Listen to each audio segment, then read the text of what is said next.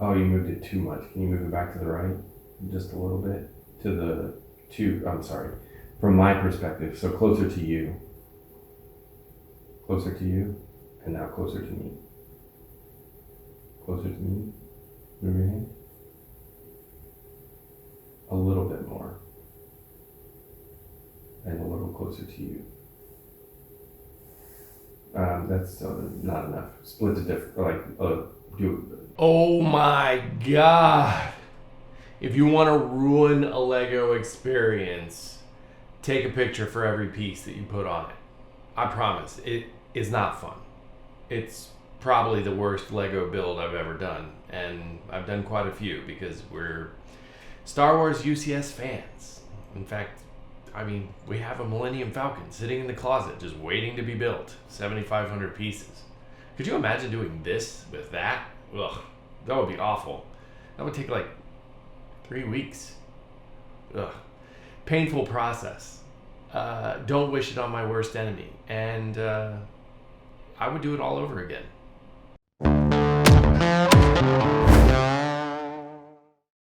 Yo! What's up, everyone?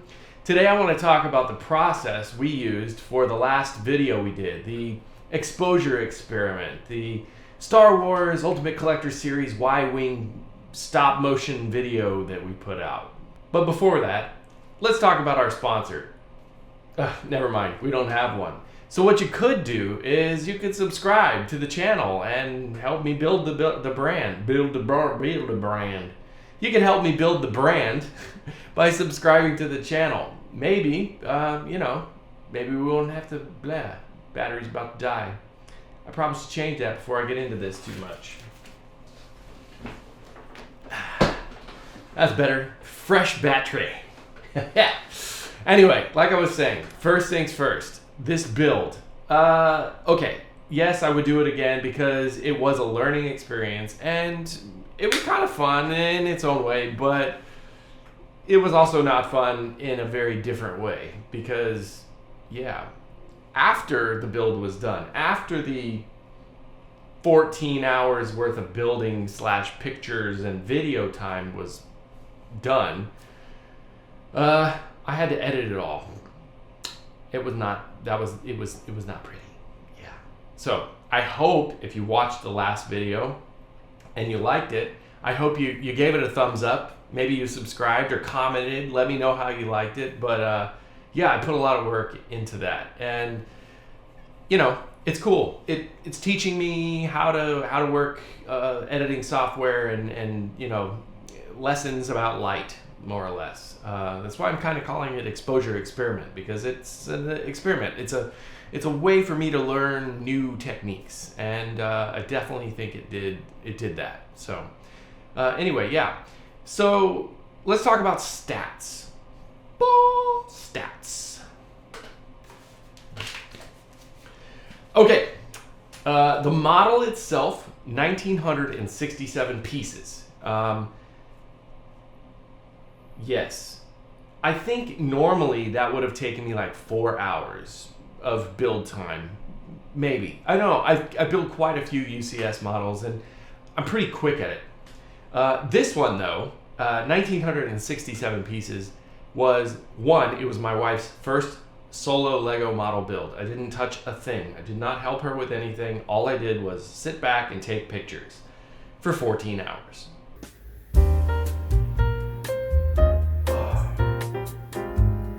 Now, we didn't do that in one day. We did it over, technically it was 4 days, but you could lump it into mostly a 3-day build / shoot. So there you go.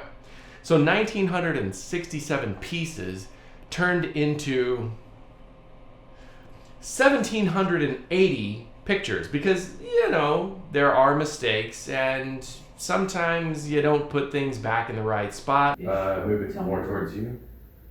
Oh, more towards you. More towards you. Now to your right, just a hair. Again. All right, more towards you. Keep going until they stop. Stop.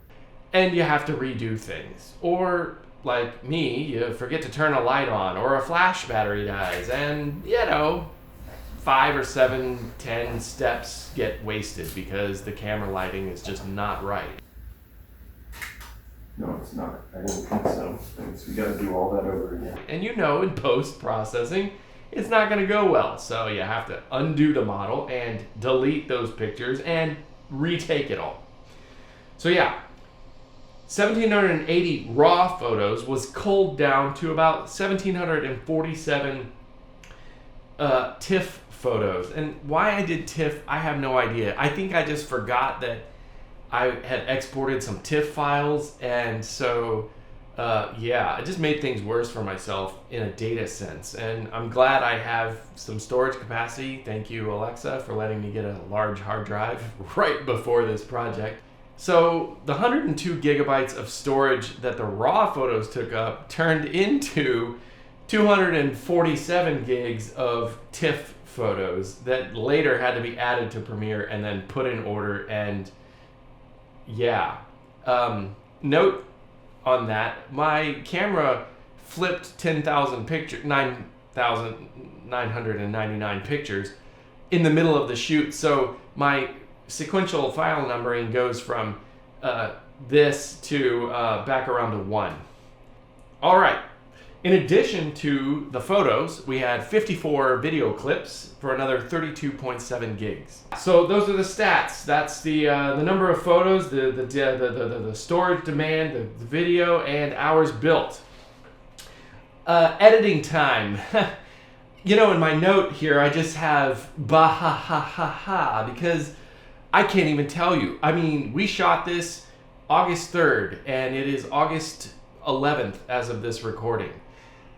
And I'm just now finishing that video. So yeah, it was a lot of demand. All right. How to.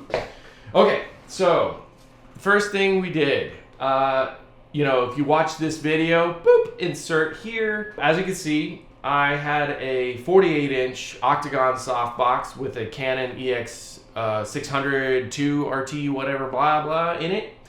And then I had a 36-inch softbox with a Canon 430 EX3 blah blah RT thing in it. Okay, I don't want to get technical with that because I can't think of the numbers off my head, but flash, yeah. And then I also had a modified IKEA light just hanging just for extra support, more or less. Yeah, that worked pretty well. The pictures, as you can see in the video, if you watched it, if you haven't, wait till the end of this. There's a link, and then you can go back and watch the video I'm actually referring to. You can also see the camera in a tripod. Yeah, because you can't take the same photo over and over when you're hand holding. It just doesn't work. You know, this technique and the setup we used worked pretty well. In hindsight, you know, there was a little bit of wobble because I'm using a carbon fiber tripod, and the legs were spread quite a bit. So the camera moved up and down vertically just so slightly, ever so slightly, when I would push the shutter button.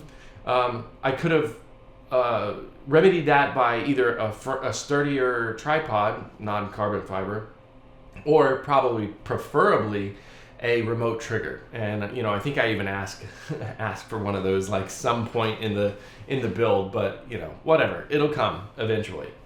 Yeah, a remote trigger would have eliminated all of that wobble. And like I said, there wasn't much. You know, it's just, you could just see the pictures move just a very little bit.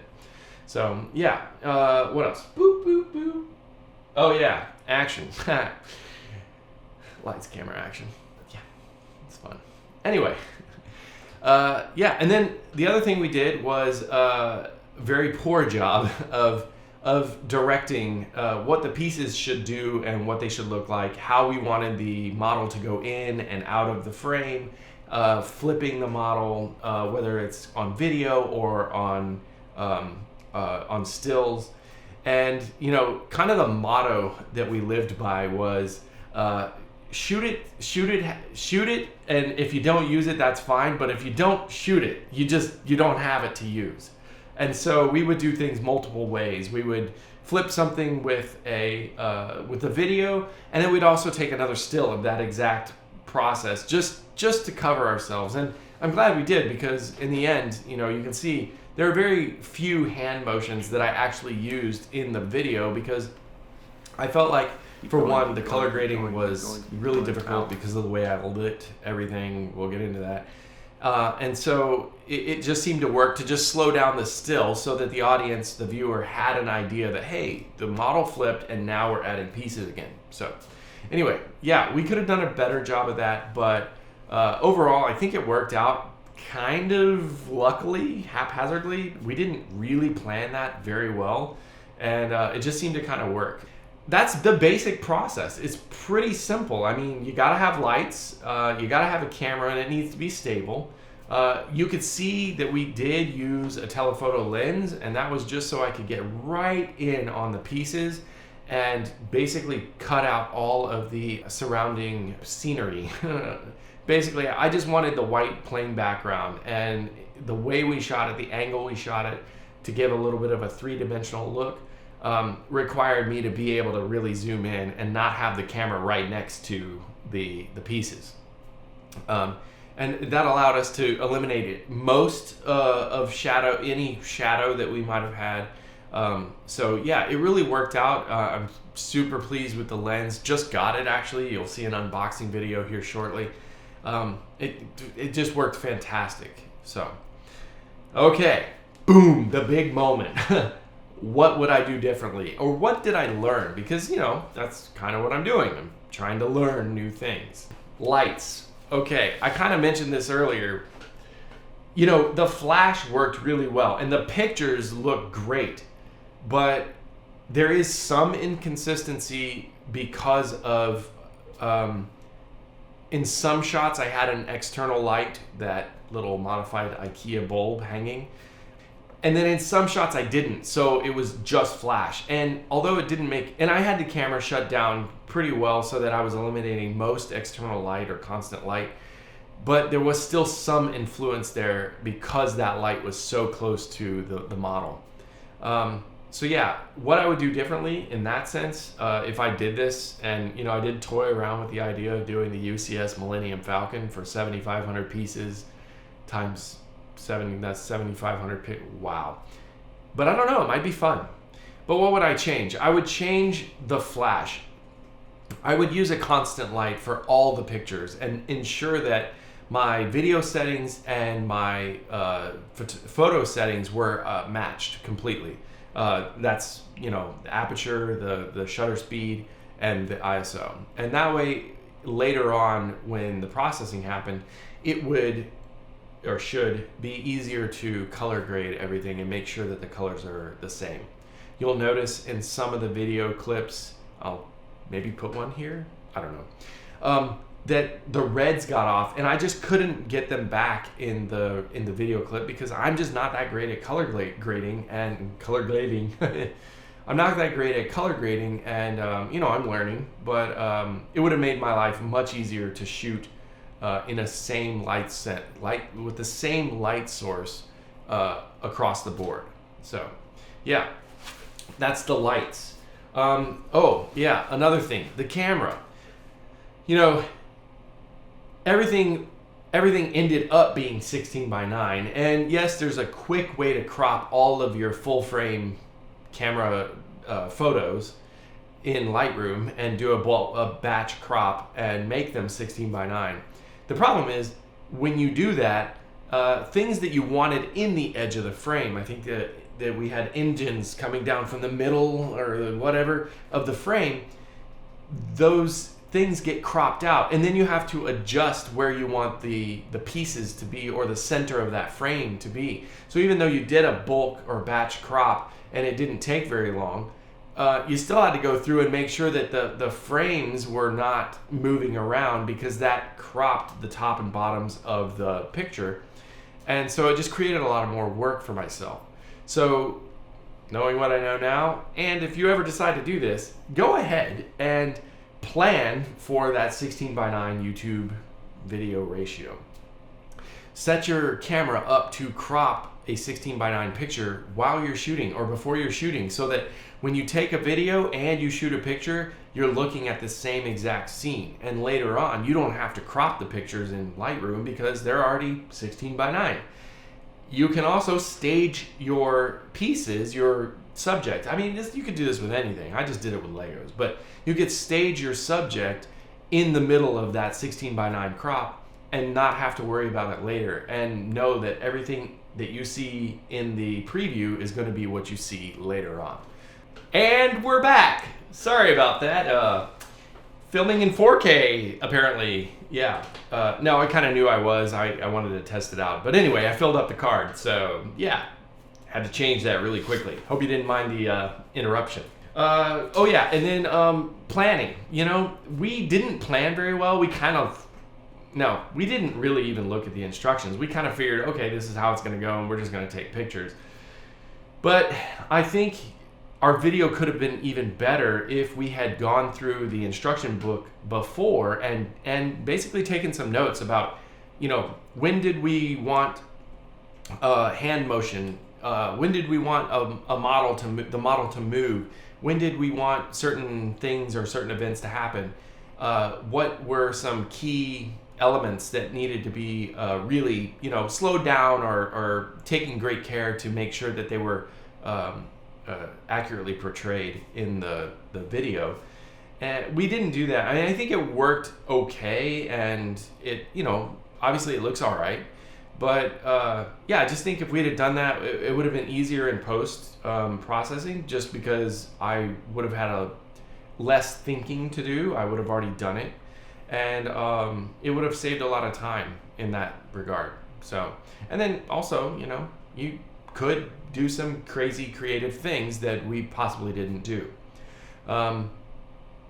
Yeah, another part of that, I guess, is you know, having an understanding of stop motion film. When you look at the video and you look at the Lego guy crossing the video, he's walking.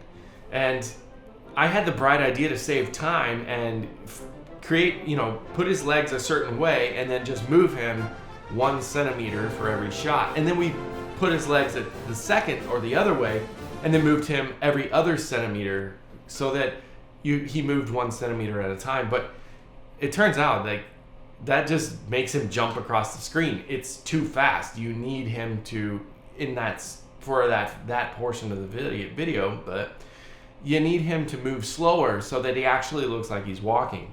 And toward the end of the Lego figure scene, I accidentally did that. I actually made him walk because I was shooting by myself, and it actually looks like he's walking. So if I did this again and was using Lego figures or something like that for stop motion film, I would definitely take great care to position the figure and move his body so that it looked exactly like he was walking later on in post.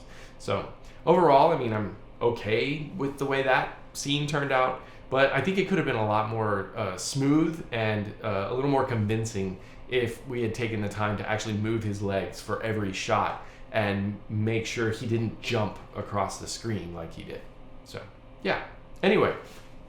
All right, I don't want this to get too long. So I think I'm gonna wrap it there.